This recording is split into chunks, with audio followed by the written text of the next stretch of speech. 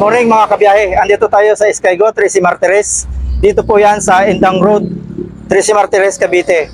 Marami dito mga unit na Skygo. So ang ipapakita ngayon sa inyo ay yung Pantra motorcycle ni Skygo, which is ito po ay magagamit natin pang service at pang sidecar o pang pasada. So tingnan natin, tara, let's go.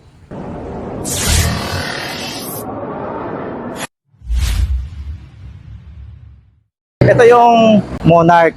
Mayroon sila ditong available na unit na kulay blue, red, at yung isa doon sa taas, yung kulay black. At makikita natin kung anong mga specs niya at kung papasaba sa taste ninyo. So tara mga kabiyahe, let's go.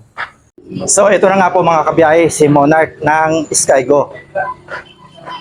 Ito mga kabiyaheng unit na isa po siyang Pantra motorcycle, which is ito po ay may engine na 175cc. Sa term po ng 175cc is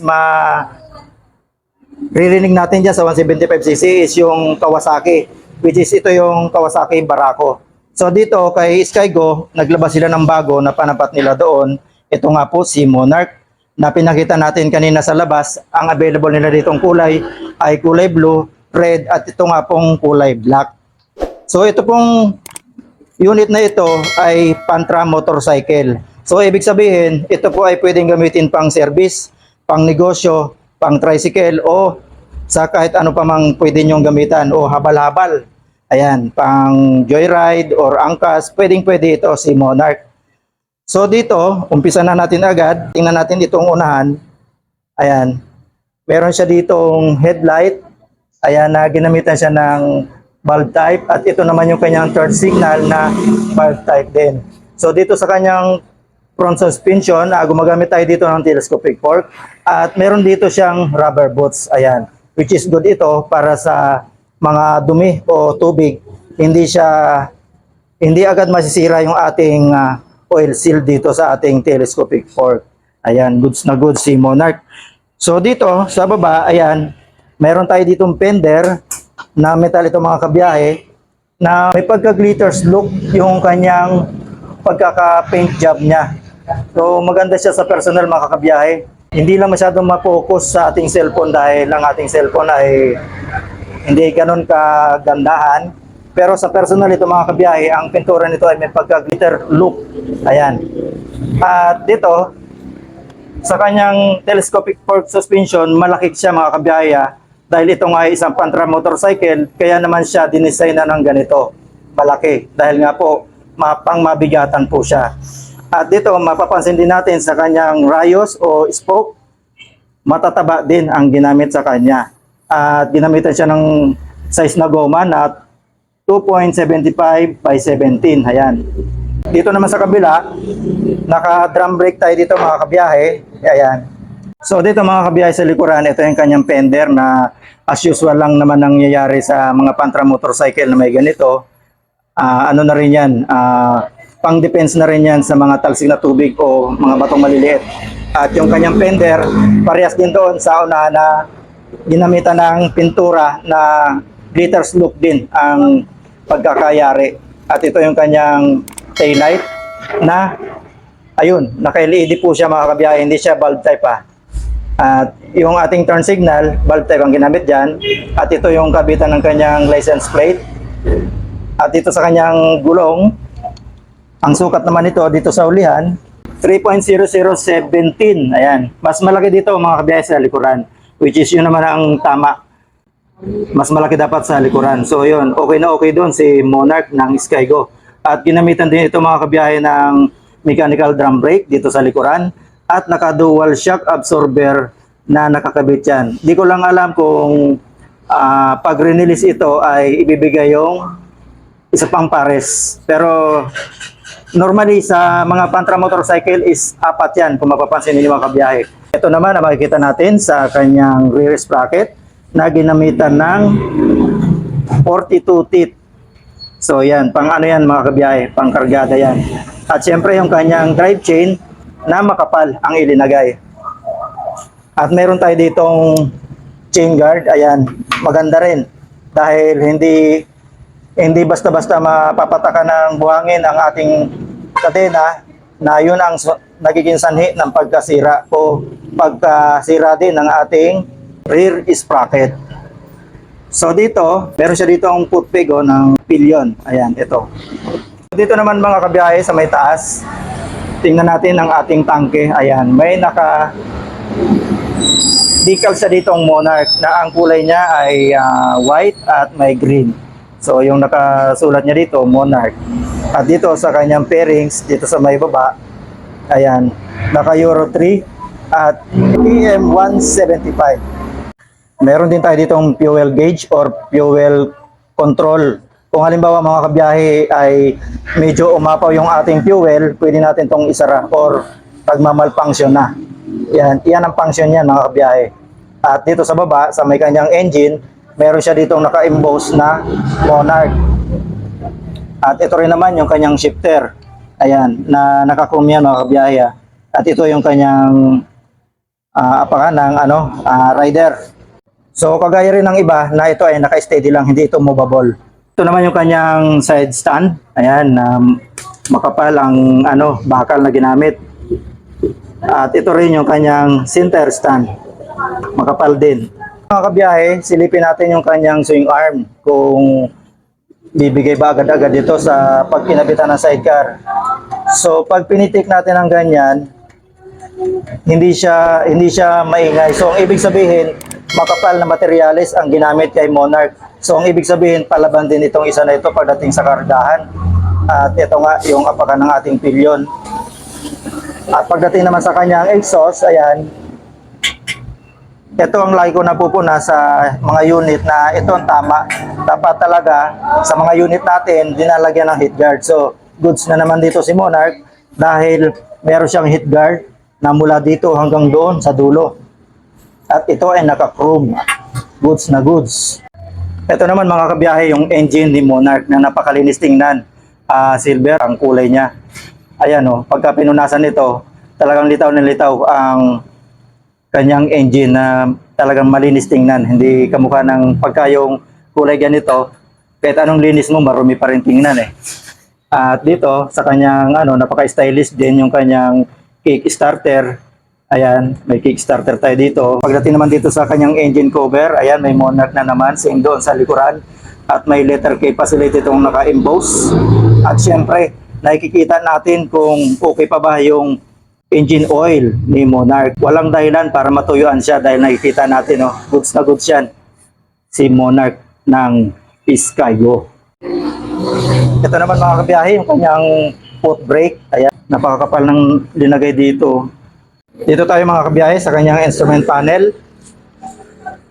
Semi-digital ito mga kabiyahe dahil meron siya ditong analog at dito meron digital. Ang makikita dito ay yung turn signal natin. Meron siyang turn signal indicator, yung headlight indicator at yung ating speed. So siguro dito, hindi ko lang masabi ko ano makikita natin dito. So comment down na lang sa mga nakagamit na nito mga kabiyahe. Ito naman yung kanyang ignition switch. Ayan. At syempre, ito yung kanyang susi na dalawa. Dito naman sa kanyang handlebar, ito kulay itim ang kanyang pintura at yung mga common switch na dito sa kanan ay yung on and off ng ating headlight. At equipped na ito mga kabiyahe ng hazard. Ayan At yung kanyang preno, sobrang lambot. Parang mga scooter lang. At dito naman sa kanyang kaliwa, malambot din yung kanyang clutch. At yung switch naman dito na common, high and low beam, yung turn signal, at yung kanyang busina. So ito si Monarch mga kabiyahe Ang electric starting nito ay dalawa. Ito ay merong electric, ayan Ito naman ang kanyang upuan mga kabiyahe. Dito sa dulo, meron na rin tayo ditong grab bar na nagsisilbi na rin na top box bracket. So ito, napakatibay nito mga kabiyahe. At dito naman sa kanyang tangke, ayan malaki. So dito pala mga kabiyahe meron tayo ditong safety lock which is ito yung pagka yung helmet natin, iiwan natin, pwede natin ito gamitin. Isabit natin dito, tapos bubuksan natin yan, and then ilalak natin. So yung helmet natin, naka-safety na siya or yung kung ano man ang ilalagay natin dito. So yun ang function yan. At ito naman mga kabiyahe, ang function nito ay yung pag-lock natin sa unit. So pag iniwanan natin siya, pwede natin itong i-lock para hindi magalaw ng iba. At dito naman sa baba, ito, kung napapansin niyo itong butas na ito yung ginalagyan sidecar. Kaya yan may nakaabang na butas dyan. Ito naman mga kabiyahe, yung kanyang price ni Monarch 175. Ang presyo lang nito mga kabiyahe ni Monarch 175 is 50,000. Meron ka ng pang service, pang hanap buhay o pang sidecar. Ito nga ay pang all around na unit, which is Pantram motorcycle. Ayan. At pwede rin to mga kabiyahe sa installment. Magda-down lang tayo mga kabiyahe ng 3,000 pesos. Ayan. Mailalabas na natin si Monarch. At kung kukunin natin ng 1 year mga kabiyahe, 5,051 pesos lang po ang babayaran nating sa buwan-buwan. At kung kukunin naman natin sa 24 months o 2 taon, 3,110 pesos. Yun po ang babayaran natin sa buwan-buwan para sa 2 years. At sa 3 years naman mga kabiyahe, binabasa ko na lang dito, 2,429 pesos po ang babayaran natin para dito kay Monarch. At ito po ay may rebate din naman na 200 pesos if kayo po ay updated sa pagbayad dito sa unit na ito. At ito nga po ang listahan ng mga requirements para po maka-avail tayo. Para po sa buyer natin, kailangan lang po natin ng government issued ID, proof of billing, proof of income, at 2x2 picture. Yun lang po, napakakunti lang at may lalabas na natin yung ating unit. At kailangan po natin mga kabiyahe ng co-maker. Ito naman po yung kanilang kukunin na papel. Government issued ID, same din po sa buyer, at proof of billing, barangay clearance, ayan. At yung proof of income din, same din doon sa mga kabiyahe, sa buyer. At 2x2 picture din. So yun lang po ang ibibigay natin dito sa outlet ng Skygo. Sa kahit anong unit na gusto nyo kunin dito mga kabiyahe sa installment, punta lang kayo dito sa Indang Road, 13 Martires. At dito po yan makikita ang Skygo outlet. So yun mga kabiyahe, tingnan naman natin ang ating preference. So yun mga kabiyahe, ito naman ang preference natin dito kay Monarch ng Skygo. Ang masasabi ko dito mga kabiyahe sa kanyang manibela, madali lang siyang i-maneuver. Ang lambot lang. Yung kanyang shock, ayan yung bounce mga kabiyahe, okay siya. Medyo may katigasan lang ng konti kasi ito nga mga kabiyahe, sabi ko nga sa inyo, ito po ay nakadisenyo sa pangkargahan. So ito po ay medyo tinigasan yung kanya mga suspension para nga po pagka kinabitan ng sidecar, hindi po siya tutukod or puputok agad yung kanya mga suspension. So yun po ang kagandahan dito. At ang isa pa po mga kabiyahe, ito naman pong mga suspension na to, kagaya ng telescopic fork, ito po ay pwede rin natin ipa-adjust kung halimbawa ay nalalambutan kayo masyado sa bounce niya at nakabitan nyo nga po ng sidecar, lagi siyang tumutukod, na ano po yan, na-adjust po yan, wala pong problema yan. Dalhin nyo lang po dito sa outlet ng Skygo at ipa-adjust nyo lang po. Yun lang po yung function yan, wala pong problema. At eto nga po yung ating preference, ayan. Tayo po ay 5'6", flat-footed po tayo dito. Wala pong kaproblema kahit kayo po ay ang height po ninyo ay 5, kayang-kaya po dahil tayo po ay 5'6", flat-footed po. Ayan ang ating preference. At mga kabiyahe, may nasilip pala ako dito, muntik na malimutan. Eto, may charging port pala ito. Ayan bubuksan nyo lang mga kabiyahe dito. Ayun.